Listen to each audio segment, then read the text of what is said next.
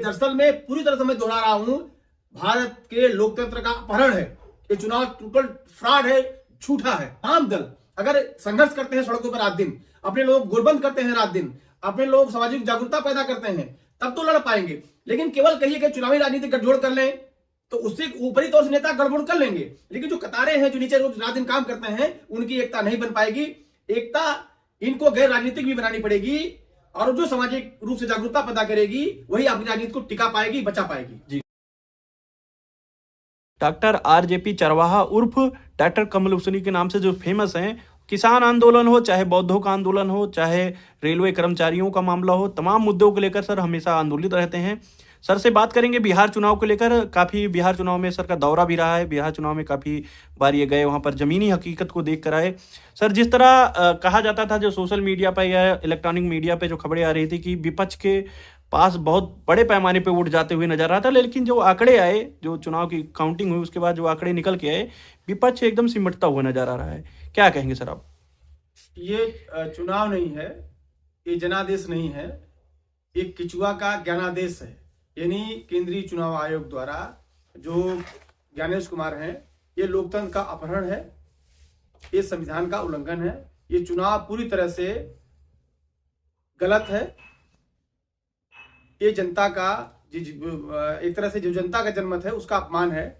क्योंकि मैं तो आपके चैनल के माध्यम से वो जो जितनी राजनीतिक दल हैं, मैं उनको एक संदेश देना चाहता हूं और उनसे अपील करना चाहता हूं कि भारत में लोकतांत्रिक चुनाव जिस तरह का हो रहा है और आज जो स्थिति है बिहार में जिस तरह का भी हुआ, इसके पहले हम मध्य प्रदेश और राजस्थान में वोट फॉर ओपीएस अभियान चलाते हुए हम देख चुके हैं कि वहां कांग्रेस की रैलियों में कई हजार लोग आया करते थे और भारतीय जनता पार्टी की रैलियों में मुश्किल से 200-500 लोग आया करते थे। ऐसा राजस्थान में भी था। लेकिन जब चुनाव परिणाम आए, उस तरह हरियाणा में भी आपने देखा, और बिहार में जो हुआ ये पूरी तरह से लोकतंत्र का अपमान है, कानून का उल्लंघन है। एक तरह से जो केंद्रीय चुनाव आयोग है उसके द्वारा भारतीय जनता पार्टी को जिताने का ये पूरी तरह से कोशिश की गई है। वही है, मैं सभी राजनीतिक दलों से अपील करूंगा आपके माध्यम से कि उन लोगों को जो भी चुनाव जीते हैं, ये हिम्मत और साहस उनको दिखानी चाहिए, इस्तीफा दे देना चाहिए और जनता के बीच उनको सीधे फिर से जाना चाहिए। क्योंकि जनता ये मान रही है उसने जिसको वोट दिया है वो तो चुनाव नहीं जीता है, इसलिए उस जनता को विश्वास दिलाना चाहिए और ये इस काम में उनको 1 साल 2 साल 4 साल 5 साल लगाना चाहिए। जैसा कि हमें याद होगा, आपको भी याद होगा, 70 के दशक में जब देश में बहुत सारा उठापटक चल रहा था, तमाम आंदोलन चल रहे थे उस दौर में मैं पश्चिम बंगाल को उदाहरण दे रहा हूं जहां अभी चुनाव होने वाला है।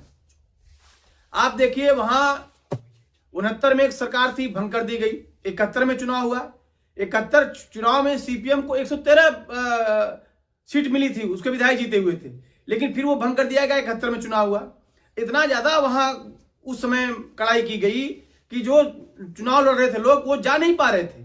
और सीपीएम का सीट कितना आया? केवल 14। फिर सीपीएम ने 72 चुनाव नहीं लड़ा, 77 चुनाव नहीं लड़ा, फिर वो 82 चुनाव लड़ी, एक तरफा बहुमत से आई और लगातार कई दशकों तक वहां बंगाल में राज की। मैं जो भी राजनीतिक दल बिहार के चुनाव में भागीदारी किए, मैं उन सबसे अपील करना चाहता हूं कि उन सबको जो भी उनके विधायक जीते हुए हैं वो इस्तीफा देने का साहस करें और जनता के बीच 1 साल 2 साल 4 साल 5 साल 10 साल काम करें लोकतंत्र को बचाने के लिए। और उनके सामने बंगाल का उदाहरण सामने है।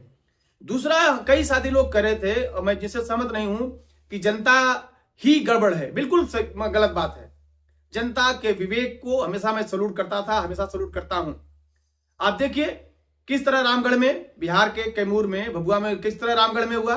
एक व्यक्ति चुनाव वहां गिनती की 3 बजे पूरा हो गया, प्रमाण पत्र नहीं दिया जा रहा है, 4 बज गया, 5 बज गया, 6 बज गया। जब वहां के लोग मोहनिया में जाके विरोध प्रदर्शन करते हैं और हजारों संख्या में गोलबंदी करते हैं, तब जाके 6 बजे के बाद 7 बजे के बाद मात्र 30 वोट से उनको विजय का सर्टिफिकेट देना पड़ता है। इसलिए जनता के दबाव में इनको झुकना पड़ा। अब मैं कहता हूं कि अगर राजनीतिक दल जनता के बीच जाते हैं और लगातार कई वर्षों काम करते हैं और जनता को विश्वास दिलाते हैं और फिर जनता जब लाठी डंडा लेकर बूथों पर, लाठी डंडा लेकर कार्यालयों पर, लाठी डंडा लेकर सरकारी दफ्तरों पर खड़ी हो जाएगी, तो ये सिर्फ किससे डरते हैं?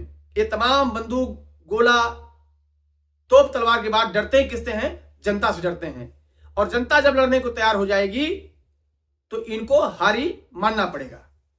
जी सर, जिस तरह ये चुनाव हुआ, काफी लोगों ने इसको देखा कि हिंदुत्व की जीत है। इस नजरिए को आप किस तरह देखते हैं सर? ये बिल्कुल टोटल फ्रॉड गढ़ा जा रहा है। देखिए, मैं कई बार आपसे कह चुका हूं, ये दरअसल में हिटलर को अपना आदर्श मानते हैं। हिटलर का प्रधानमंत्री बोलता था गोयबल्स, झूठ को बार बार जोर जोर चिल्लाकर तब तक बोलते रहो जब तक वो सच न लगने लगे। ये जितने नौटंकी की गई हैं, आजकल तमाम सोशल मीडिया पे मनोहर कहानियां लिखी जा रही हैं कि इसने ये गाना बगा दिया इसलिए हार गए। दरअसल में अपनी एक किस्सा है, गांव में कोई बैल चोरी करने वाला 2 व्यक्ति होता है। एक आदमी बैल पकड़ के लिए दूसरी दिशा में जाता है और एक व्यक्ति घंटी लेकर दूसरी दिशा में जाता है, और घंटी बजता रहता है तो किसानों को, गांव वालों को भ्रम होता है कि बैल इधर जा रहा है। कुछ दूर जाने के बाद वो घंटी फेंक देता है और बैल चोरी करके ले चला जाता है। हो रहा है यही। ये दरअसल में पूरी तरह से मैं दोहरा रहा हूं, भारत के लोकतंत्र का अपहरण है। ये चुनाव टोटल फ्रॉड है, झूठा है। इसलिए वो जो लोग, और इस लोकतंत्र अच्छा कौन करेगा, ये सवाल आपका हो सकता है। जिन राजनीतिक दलों में खुद राजघराने बन गए हैं, जो राजनीतिक दल राजघराने बन गए हैं, जिनके अंदर खुद लोकतंत्र नहीं है, वो लोकतंत्र अच्छा क्या करेंगे? हमें उनसे कोई उम्मीद नहीं करनी चाहिए। लेकिन जिन दलों में लोकतंत्र है, जो दल लोकतंत्र पर यकीन करते हैं, उनसे हम उम्मीद करते हैं। हम उनसे बिल्कुल उम्मीद नहीं करते हैं जो आज तारीख में जो राजनीतिक दल राजघराने बन गए हैं। हमारा उनसे कोई उम्मीद नहीं है, और जिनके अंदर कोई लोकतंत्र नहीं है। लेकिन भारत में एक बहुत बड़ी संख्या है जिसका लोकतंत्र में यकीन है। वो कौन लोग हैं? वो लोग जो 1947 के बाद और 1950 में 26 जनवरी के बाद नागरिक बने हैं। वो नागरिक से जो उनको अधिकार मिला है, वो तमाम लोग लोकतंत्र में यकीन करते हैं और वो लोकतंत्र बचाने के लिए लड़ रहे हैं। उसका उदाहरण आपके सामने रामगढ़ का कैमूर है। सर, अभी आने वाले समय में उत्तर प्रदेश का चुनाव है और पश्चिम बंगाल का चुनाव है। उसको लेकर चाहे अखिलेश यादव हैं, जैसे कि बहन कुमारी मायावती जी ने कह दिया हम अकेले चुनाव लड़ेंगे, और अखिलेश यादव जी तैयारी कर रहे हैं पीडीएफ फार्मूला के माध्यम से। क्या लगता है ये लोग जिस तरह ये जो आप जिनके बारे में कह रहे हैं उनके पास पूरा तंत्र है, क्या उनको मुकाबला ये कर पाएंगे? क्या लगता है अगर ये लोग आने वाले समय में मजबूत गठबंधन नहीं बनाते? क्या कहेंगे आप? देखिए, अभी आपने आदरणीय बहन जी का नाम लिया है। मनोहर काशीराम साहब कहा करते थे, जिनकी गैर राजनीतिक ताकत मजबूत नहीं होगी वो राजनीति टिक नहीं पाएगी। हम ये कह रहे हैं कि आप केवल चुनावी राजनीति से सब कुछ बदल लेंगे, आप इस पे क्यों यकीन करते हैं? आपको गैर राजनीतिक ताकत बनानी पड़ेगी। वो राजनीति चुनाव लड़ने के लिए एकता बना लेंगे और चुनाव जीत लेंगे, इसमें मैं विश्वास नहीं करता था, ना करता हूं।